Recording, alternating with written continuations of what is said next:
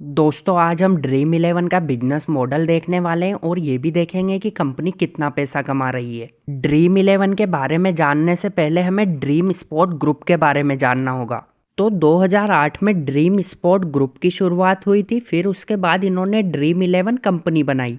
फिर इस ग्रुप ने 2012 में ड्रीम इलेवन की सक्सेस के बाद काफ़ी सारी कंपनीज बनाई, जैसे FanCode, Dream Set Go, Dream Sport Foundation. तो दोस्तों अब देखते हैं कि ड्रीम इलेवन कंपनी पैसा किस तरह से कमाती है।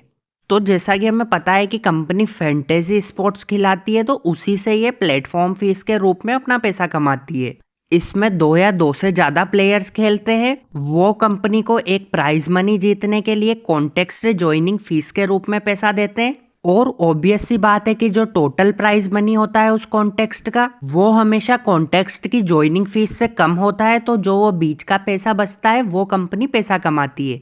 अब अगर नंबर्स की बात करें तो FY23 में कंपनी का नेट प्रॉफिट 51.7% बढ़ के 223 करोड़ रुपए पे आ गया। नेट प्रॉफिट तो कंपनी का 51% बढ़ा है, पर इसी टाइम पीरियड में कंपनी का रेवेन्यू बढ़ के 6,384 करोड़ रुपए हो गया है, जो कि पिछले साल के मुकाबले 66% ज्यादा है। इसके अलावा कंपनी की कुछ राइवल कंपनीज भी है, जैसे कि गेम्स क्राफ्ट और MPL। गेम्स क्राफ्ट जो रमी कल्चर और लूडो कल्चर की पेरेंट कंपनी है, उसका नेट प्रॉफिट FY23 में 1,061 करोड़ रुपए रहा है और उसका रेवेन्यू 2,732 करोड़ रुपए रहा है। जो गेम्स क्राफ्ट कंपनी है उसका नेट प्रॉफिट काफी ज्यादा है ड्रीम इलेवन से। अभी हम बात करेंगे कि क्या रीजन है इसके पीछे। उससे पहले कंपनी की एक और राइवल कंपनी MPL की बात कर लेते हैं। जो MPL है मोबाइल प्रीमियर लीग, जिसको विराट कोहली ऐड करते हैं, उसका रेवेन्यू इंडियन मार्केट से 521 करोड़ रुपए रहा है FY23 में।